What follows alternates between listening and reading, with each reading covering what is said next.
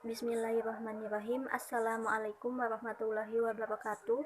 Kami dari kelompok 5 yang beranggotakan saya sendiri Neng Yuni dengan kedua rekan saya ada Mbak Nafiatul Wakidah dan Mbak Noviantika Dia Puspitasari. Di sini kami akan menjelaskan tentang masuknya Islam di Andalusia.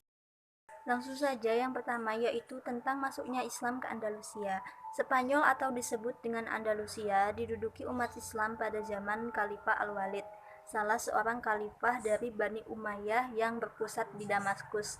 Sebelum penaklukan Andalusia, umat Islam telah menguasai Afrika Utara dan menjadikannya sebagai salah satu provinsi dari dinasti Umayyah. Penguasaan sepenuhnya atas Afrika Utara itu terjadi di zaman Khalifah Abdul Malik. Nah, dalam proses penaklukan Andalusia, terdapat 3 pahlawan Islam yang dapat dikatakan paling berjasa memimpin satuan pasukan ke wilayah tersebut. Mereka adalah Tariq bin Malik, Tariq bin Ziyad, dan Musa bin Nusair. Nah, dalam kurun waktu 7,5 abad, Islam di Andalusia telah berkembang dengan pesatnya yang mana pada gilirannya mampu membawa dampak yang sangat besar bagi dunia keilmuan dan pengetahuan yang terjadi di Eropa pada umumnya. Sedangkan pada tahun 756 Masehi, kekayaan pengetahuan dan intelektual di Andalusia membawa pengaruhnya di bidang filsafat, sains, fikih, musik, kesenian, bahasa, sastra maupun pembangunan fisik. Poin yang kedua tentang perkembangan Islam di Andalusia.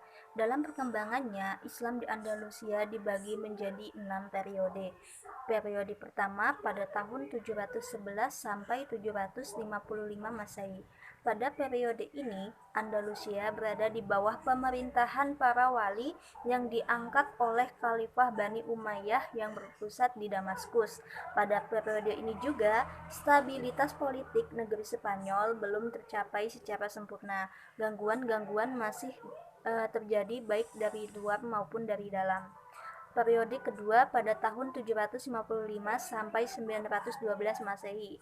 Nah, pada periode ini Spanyol berada di bawah pemerintahan seorang yang bergelar Amir atau Panglima atau disebut juga dengan gubernur, tetapi tidak tunduk kepada pusat pemerintahan Islam yang ada di sana, yang mana dipegang oleh Khalifah Abbasiyah di Baghdad.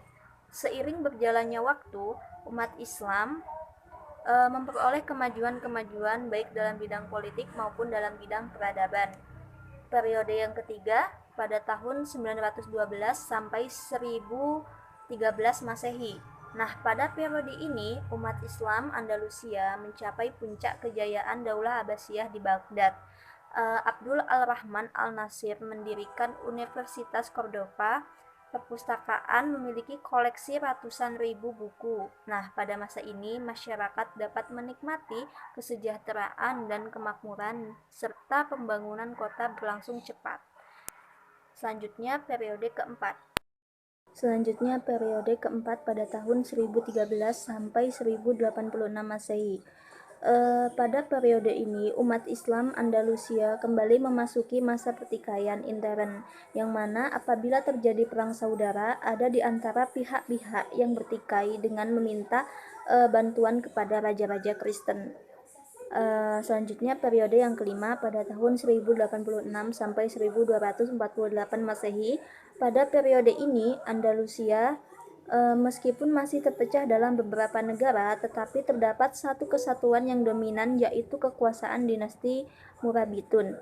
Nah, untuk periode yang keenam atau periode yang terakhir pada tahun 1248 sampai 1492 Masehi, Islam hanya berkuasa di daerah Granada yang mana dipimpin dinasti Bani Ahmar pada tahun 1232 sampai 1492 Masehi. Peradaban kembali mengalami kemajuan di zaman Abdurrahman An-Nasir. Akan tetapi secara politik dinasti ini hanya berkuasa di wilayah yang kecil saja. Selanjutnya akan dijelaskan oleh rekan saya Mbak Noviantika Dia Puspitasari.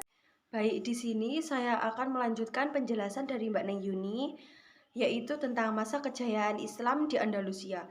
Secara garis besar disimpulkan awal periode ketiga merupakan masa kejayaan Islam di Andalusia di bawah Khalifah Abdurrahman III. Daulah Umayyah berhasil bangkit dan mencapai masa kejayaannya. Keberhasilan tersebut meliputi bidang pertahanan dan keamanan, pembangunan, dan ilmu pengetahuan. Dalam bidang pembangunan, kemajuan dilihat dari pengalokasian uang negara dalam jumlah besar dipergunakan untuk membangun jalan-jalan, bangunan umum, jembatan-jembatan, puri-puri, sekolah-sekolah, rumah sakit, perguruan tinggi, dan lain-lain sebagainya. Dalam bidang pendidikan, Abdurrahman III juga membelanjakan sepertiga dari pendapatan negara setiap tahun untuk kemajuan pengetahuan, kesenian, dan kebudayaan. Dalam bidang ekonomi, negeri Andalusia di masa Abdurrahman an-Nasir hidup dalam kemakmuran dan mencapai puncaknya. Baik, saya akan melanjutkan penjelasan dari teman saya tadi, yaitu mengenai kemunduran Islam di Andalusia. Faktor kemunduran Islam di Andalusia yang pertama yaitu konflik antara Kristen dan juga Islam, di mana para penguasa Islam kurang melakukan Islamisasi secara sempurna. Yang kedua yaitu tidak adanya ideologi kekuasaan. Yang ketiga yaitu lemahnya ekonomi. Yang keempat yaitu tidak jelasnya sistem peralihan kekuasaan. Dan yang terakhir yaitu keterpencilan Spanyol Islam bagaikan terpencil dari dunia Islam lainnya. Mungkin cukup presentasi kami. Wassalamualaikum warahmatullahi wabarakatuh.